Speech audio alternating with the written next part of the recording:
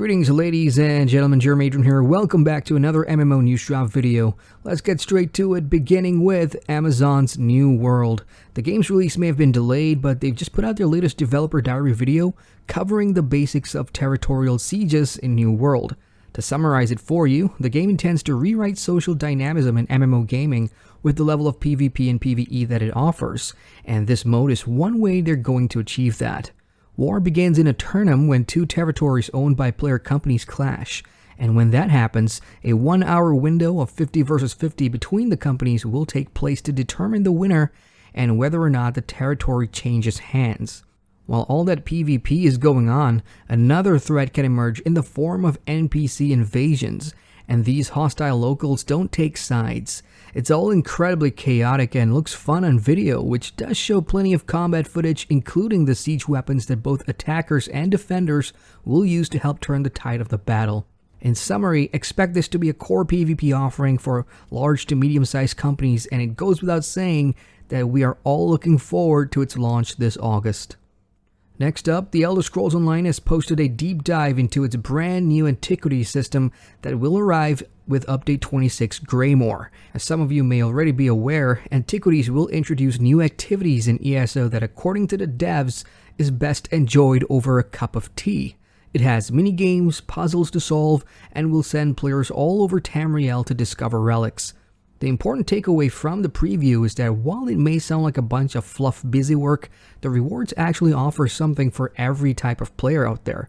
There's new siege weapons to earn for PvPers, new motives and enchantments for crafters, plenty of housing decor for those that want those, and even new mythic items designed to change builds. The new skill line will become beneficial as soon as you get it, and there's definitely a challenge there for those who seek it. The system is already on the PDS for those interested. Guild Wars 2 is next and has some news out, and this time it's about the next episode of the Icebrood saga. Titled No Quarter, the official trailer will drop sometime next week, which means we should be seeing the full release pretty soon, but there's a catch. The episode, whenever it comes, will be released without voice acting because unfortunately, the VO cast and engineering team hasn't had the chance to put it together due to the work from home policy. The cast has come together to produce a short video explaining their situation, and the voiceovers will eventually get recorded and will be added in-game at a later date.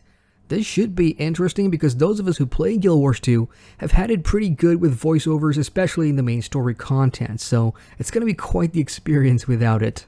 Meanwhile, the SPRINGFEST has arrived on Black Desert Online with 4 different events all taking place from now until the 13th of May for BDO North America on the PC, and these events will vary depending on your region and platform.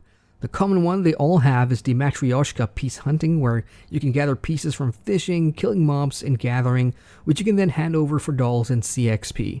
The dolls can also be turned in for different rewards, including memory fragments, cron stones, and plenty of hard black crystal shards, so if you haven't already, get started farming those.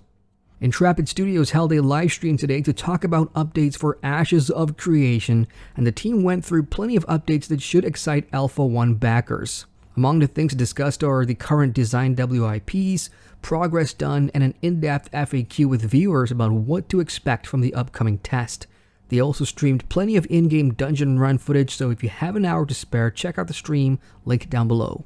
Now, you may have heard of or remember Ember Sword, which was first announced a couple of years ago as a blockchain-powered MMORPG.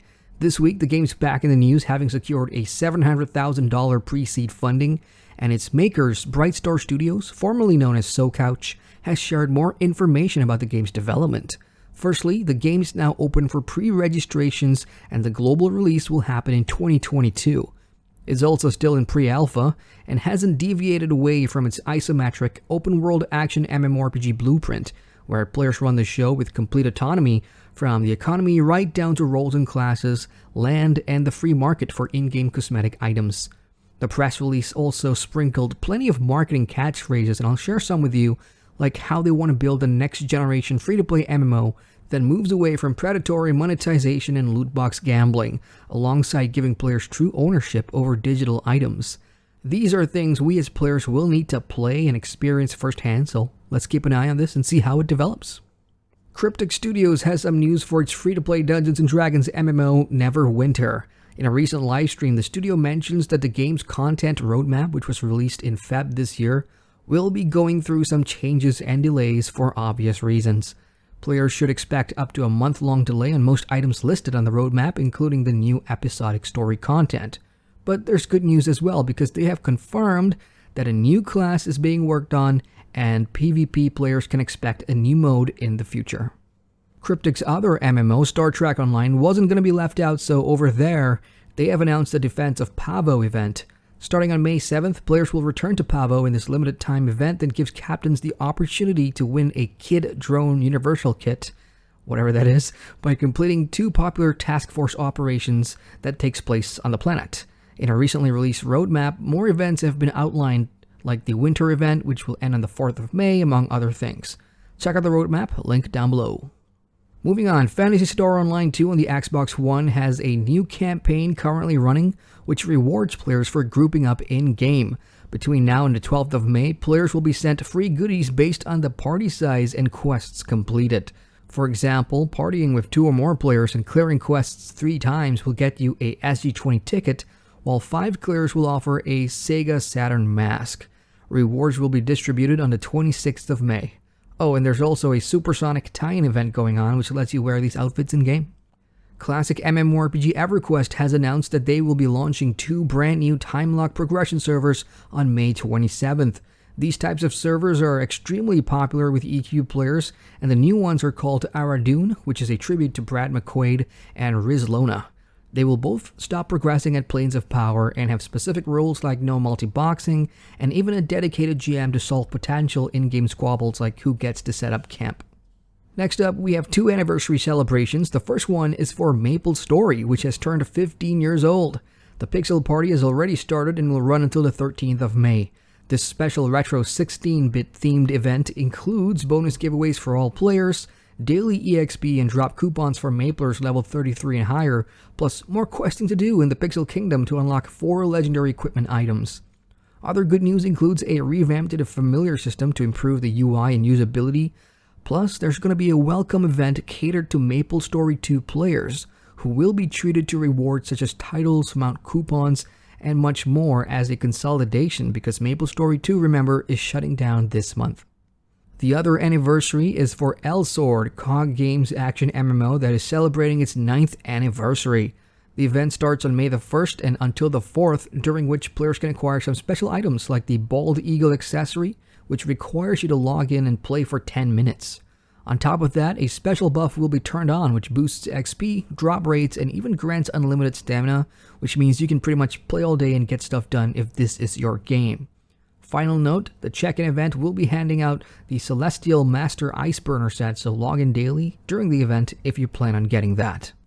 Over at Old School RuneScape, players are preparing for the DMM tournament, which kicks off on the 1st of May as part of the Play Apart Together initiative, where the game studio, Jagex, has pledged a €100,000 donation to support mental health charities. The month-long tournament will see players begin brand new characters and race to level up as quickly as possible, and it takes place on a dangerous PvP server with permadeath, which means if you're out, you're out. The top 2,000 contestants will then advance to the live finale on the 30th of May until a 1-versus-1 knockout determines the winner. For more details on the DMM tournament, check out the link down in the pinned comment. Now let's wrap this up with a piece of mobile news for Black Desert Mobile. The game has introduced the new merchantry system to the game this week, and players can begin trading regional specialties through trade vendors found in each village. You'll need a carriage, a horse, and 4 workers available in your camp for merchantry to begin. Camp workers that participate in merchantry will gain EXP points and level up. Players will also get rewards for not only leveling up their camp workers through merchantry, but also completing special events that occur during trade missions.